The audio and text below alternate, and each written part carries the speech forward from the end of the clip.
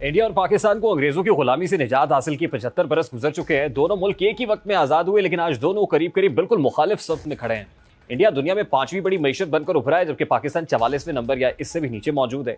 India की खुद इन्हिसारी और तरक्की की एक और मिसाल आपके सामने रखते हैं।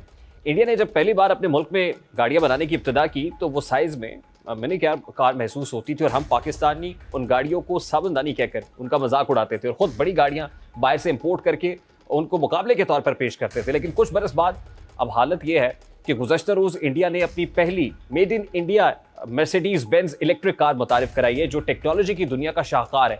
ये एक बार चार्ज होने से ही 850 किलोमीटर का सफर करने की सलाहियत रखती है। ये सिर्फ 4 सेकंड्स में सफर से 100 किलोमीटर तक जाने की सलाहियत, ये पोटेंशियल भी रखती है। दूसरी जाने पाकिस्तान की ऑटोमोबाइल इंडस्ट्री की बात की जाए तो इसकी ज़बूहाली का अंदाजा इससे भी लगाया जा सकता है कि Honda Atlas cars limited company March 2023 में होंडा सिविक का एक भी यूनिट फरोख्त नहीं कर सकी है, और कंपनी ने 9 मार्च से अपनी प्रोडक्शन बंद की हुई है। और जो ऑटोमोबाइल इंडस्ट्री है उसकी बात की जाए तो वो भी तबाही के दहाने पर खड़ी है। अब इंडिया आज ऑटोमोबाइल सेक्टर में अगर पर्टिकुलरली बात करें तो इतने ज़्यादा ग्रो क्यों कर रहा है, उसकी वजह यह है कि 80s में इंडिया की तरफ से एक पॉलिसी बनाई गई। वो पॉलिसी ये थी कि जो भी कार मैन्युफैक्चरर्स इंडिया में आएंगे वो जो पार्ट्स हैं।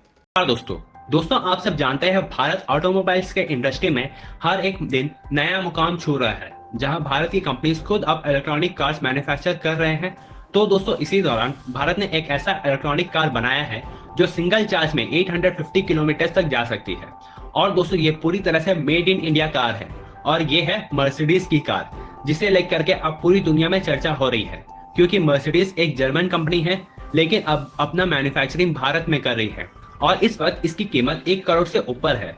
जहां दोस्तों भारत में इस वक्त हर जगह तरक्की का माहौल है, वहीं दूसरी तरफ पाकिस्तान में इस वक्त खौफ का माहौल छाया हुआ है, जहां पाकिस्तान के डिफेंस मिनिस्टर कह रहे हैं कि पाकिस्तान में इलेक्शन कंडक्ट नहीं करवा सकते हैं, क्योंकि इस वक्त पाकिस्तान में सिक्योरिटी थ्रेट है, और ये सिक्योरिटी थ्रेट भारत की स्पाई एजेंसी रॉ की तरफ से है, और रॉ पाकिस्तान में हमला करवा सकता है।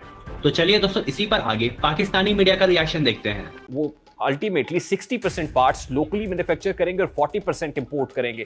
हमने भी ऐसी पॉलिसीज तो बनाई, लेकिन हम इसको इंप्लीमेंट नहीं कर पाए। अल्टीमेटली अगर हमारे यहाँ भी तमाम तर कार पार्ट्स यही बन रहे होते, लोकली मैन्युफैक्चर होते, तो आज हम भी कोई मर्सिडीज बेंज के मुकाबले में खड़े होते। और शायद यही वजह है कि इस वक्त वैगनार और ऑल्टो जैसी गाड़ियां जो इंडिया के अंदर 5 से 7 लाख के अंदर मिल जाती हैं, हमारे यहाँ 32 लाख से ऊपर तक दें। बारकैफ आज हम बहुत सेलिब्रेट करते हैं कि इंडिया को हमने क्रिकेट के मैदान में पिछाड़ दिया है। दीगर फील्ड्स के अंदर भी इंडिया का मुकाबला करना होगा और कंपेटिटिव मार्केट बनानी होगी। आजकल हम देख रहे हैं चाहे कश्मीर हो, इंडिया के साथ अगस्त 4 के बाद 2019 के बाद हमारी पॉलिसी तो लगा था शुरू में कि बड़ी सही पॉलिसी है, इंडिया को हमने बैकफुट पे तो डाला था। मेरे ख्याल में हमारी पोस्चरिंग और थी, हमारी पॉलिसी मुख्तलिफ थी। पोस्चरिंग में हमने शोर मचाया, कॉस्मेटिक मेजर्स लिए, हमने कहा हर जुमे जुलूस निकलेगा, बड़े सख्त बयानात दिए, मोदी फैशिस्ट ये वो सारा कुछ, और नारेबाजी भी लगाई, लेकिन ठोस नहीं हुआ। मुझे याद है अभी तक कि जब पहली मीटिंग बुलाई, इन्होंने एपेक्स कश्मीर कमेटी बनाई, उसमें 3 लोग उस वक्त की अपोजिशन से लिए, हर पार्टी से। मुझे भी लिया, नून से, पीपल्स पार्टी से नवीद कमर साहब, और जमात इस्लामी से सिराजुल हक साहब। ये पीटीआई की गवर्नमेंट। हाँ, पीटीआई गवर्नमेंट। और उसमें foreign minister, chairman Kashmir committee Fakhar इमाम साहब, DG ISI, DG MI, DG ISPR और डीजी MO सारे थे। तो उसमें मैं वाहिद बंदा था जो पेपर लेके गया कि ये कश्मीर स्ट्रेटजी क्या होनी चाहिए। पुरानी आदत है। मैं क्या ये इशू है, करना क्या है, हाउ टू डू इट, ठक ठक ठक, जो मेरा स्टाइल है बुलेट पॉइंट्स के साथ।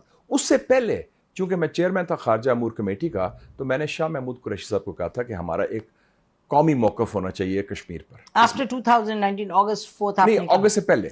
अच्छा, अगस्त। अच्छा, तो मैंने उनको तजवीज़ की कि हम 5 फरवरी 2019 को इंटरनेशनल कॉन्फ्रेंस करते हैं लंदन में, और सारे इकट्ठे जाते हैं, गवर्नमेंट भी और हिज़्ब इख्तिलाफ। और गए थे, और वो गए, और शाह महमूद कुरैशी साहब गए, शेरी रहमान साहिबा, रहमान मलिक साहब, मैं, नून, सब इकट्ठे। और पहली दफ़ा ये इंटरनेशनल कॉन्फ्रेंस हुई, फिर हमने थिंक टैंक में भी तकरीरें की और एक मौक़िफ़ पेश किया, और हमने कहा कि ये इशू इतना बड़ा है, इसमें पार्टीबाजी नहीं होनी चाहिए। बिल्कुल, this was my, and I am very happy कि शाह महमूद कुरैशी साहब ने भी इसको तस्लीम किया। मैं उनको भी अप्रिशिएट करता हूँ, हालांकि पोलराइजेशन थी, उन्होंने कहा हाँ मैं एग्री करता हूँ, और वो आगे लेके चले। लेकिन बाद में हमने देखा 3 मिस्ड अपॉर्चुनिटीज़ थी। एक ये कि 5 अगस्त के बाद हमने वो पूरी तरह उसका फ़ायदा नहीं उठाया हिंदुस्तान को जो कहने के लिए कि उन्होंने वायलेट किया UN रेजोल्यूशंस, पहली दफ़ा जो एनेक्सेशन किए, और बल्कि हम मोदी के तर्जुमान बन गए पाकिस्तान में और कहते रहे ये भी होगा वो भी होगा, कुछ नहीं हुआ। 62 वॉर के 62 बाद ये- स्वॉरेन यही भुट्टो हुआ। टॉक्स आपने उन्होंने उनको वादा अमेरिकन किया का कि बात आप करो, खामोश रहें हाँ, और बिल्कुल। हम आपको कश्मीर का मसला हल करा देंगे, वो भी झूठ बोला। और आपने देखा इधर ट्वीट्स भी आई, इवन ISPR की ट्वीट आई, आई थिंक आसिफ गफूर साहब थे DG, उन्होंने कहा कि ईस्ट वेस्ट कॉरिडोर बनेगा तो फिर CPEC कामयाब होगा, नॉर्थ साउथ कॉरिडोर। भाई इंडिया तो आपको खैर खा नहीं, ईस्ट वेस्ट कॉरिडोर क्या बनाना, हम किस ख्याली पुलाव बना रहे थे। और फिर हमने और भी कहा कि जी ट्रेड भी शुरू करें उनसे और कश्मीर को फ्रीज भी करें, सारा करें। लेकिन जनरल बाजवा ने एक काम बहुत बड़ा किया, मैं उनको अप्रिशिएट करना चाहता हूं, वो था करतारपुर कॉरिडोर। हाँ, बिल्कुल। करतारपुर I think जो था everybody agrees. पाकिस्तान का सॉफ्ट कॉरिडोर के हवाले से it is the most powerful initiative in the history of Pakistan India relation. Soft power के जो सिख कम्युनिटी है हिंदुस्तान की, जो हिंदुस्तान की जो सेंटर ऑफ ग्रेविटी है उसका हिस्सा है पावर स्ट्रक्चर का सिख कम्युनिटी, उसका सॉफ्ट कॉर्नर हो गया पाकिस्तान की तरफ। हाँ, बट वो मैं समझता हूँ नहीं, I it was a think very big बिल्कुल initiative. बिल्कुल सही और कह वो रहे अप्रिशिएट करना चाहिए। बिल्कुल करना चाहिए, पॉजिटिव चीज थी। लेकिन शायद हम एक एलिमेंट ले लेते हैं, यानी कि काश एक कॉम्प्रिहेंसिवली हाँ। भी वाइज पॉलिसी थी। 3 इश्यूज हैं, कश्मीर, न्यूक्लियर और चाइना। ये अबव पार्टी लाइंस है, इसमें कौमी इत्तेफाक राय है, रियासत के ताल्लुक है। कोई बंदा भी नहीं, चाहे प्राइम मिनिस्टर हो, प्रेसिडेंट हो, आर्मी चीफ हो, उसकी जुर्रत नहीं, ना उसकी सलाहियत है, बिल्कुल, ना I उसकी agree. हिम्मत है कि वो कश्मीर पर सौदाबाजी कर सके या न्यूक्लियर पर कर बेशक। सके या चाइना के जो ताल्लुकात है उस पर कर सके। तो ये सब नॉनसेंस, ये अब बेचने वाली बात, तो आप मतलब है कि ये सियासत की नहीं, और सियासत नहीं, रियासत भी हम, जब कभी दिल चाहता है तो 30 उधर सालों से से भी सुन बात रहे आ हैं, जाती है।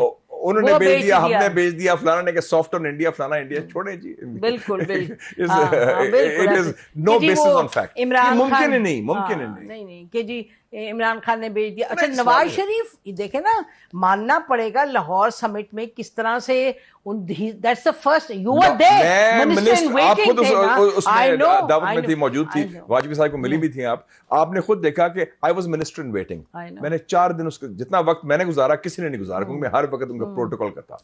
वो बहुत बड़ी बात थी। बड़ी उसने बात। आके कहा मीनारे पाकिस्तान पाकिस्तान है कि पे हम पाकिस्तान को तस्लीम करते हैं। तो बिल्कुल। जब मैं उनको ले जा रहा था उधर, वो एचसन कॉलेज से